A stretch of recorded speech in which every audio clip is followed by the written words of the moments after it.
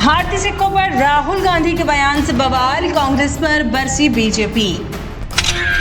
जहां कांग्रेस नेता एवं सांसद राहुल गांधी ने अमेरिका में एक कार्यक्रम के दौरान सिखों का उदाहरण देते हुए भारत में धार्मिक स्वतंत्रता की स्थिति पर अपनी टिप्पणी से बड़ा विवाद खड़ा कर दिया है। भारतीय जनता पार्टी ने विदेशी धरती पर खतरनाक नैरेटिव स्थापित करने के लिए राहुल गांधी की तीखी आलोचना की है।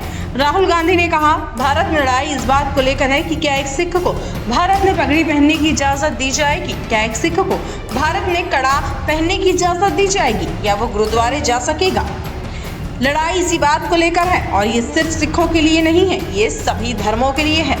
राहुल गांधी की इस बात पर भाजपा केंद्रीय मंत्री हरदीप सिंह पुरी ने कहा कि राहुल गांधी से ये पूछना चाहिए कि आपको कहा कि सिख समुदाय के सदस्यों प्रतिनिधि ने कहा कि उसे पगड़ी पहनने में दिक्कत है। मैं पिछले 60 वर्षों से अधिक समय से पगड़ी और कड़ा पहन रहा हूँ और मैंने कभी किसी को नहीं देखा जो ये कहे कि उन्हें पगड़ी और कड़ा पहनने में कोई कठिनाई है। ये उनके पिता के समय हुआ था जब नरसंहार किया गया था, हमारे 3000 लोग मारे गए थे। ऐसा नहीं है कि वह इस सब से अनजान हैं। राहुल गांधी जी, आपने ऐसा बयान दिया, भारत की जनसंख्या कितनी है? 140 करोड़ है।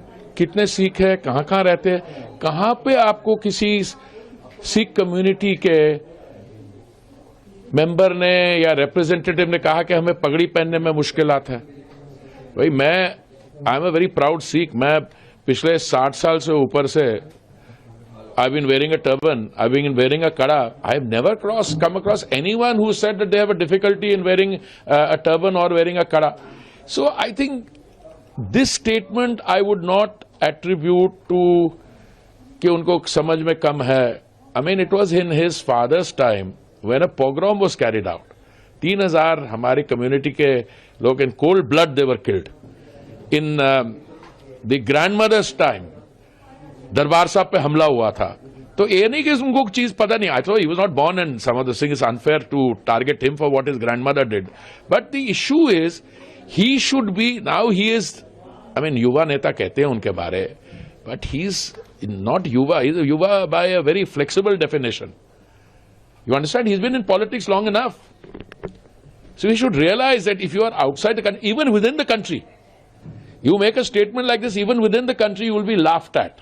This is a statement which deserves to be condemned in the strongest possible terms, and I think it shows him up that he is not, this is not political immaturity. ये वो क्या कहते थे पप्पू, ये वो वाली चीज नहीं है, ये कुछ और है। ये he is trying to incite my brothers who live outside the country, जो मेहनत से अपनी कमाई करते हैं, उनको देश के बारे में पता नहीं, उनके सामने बैठ के अरे आपको तो पगड़ी बांधने में बड़ी मुश्किल हो रही है। सवाल ये है कि can a person applies to other religion, making generalized statements without any basis, and I think he will be hold up for it.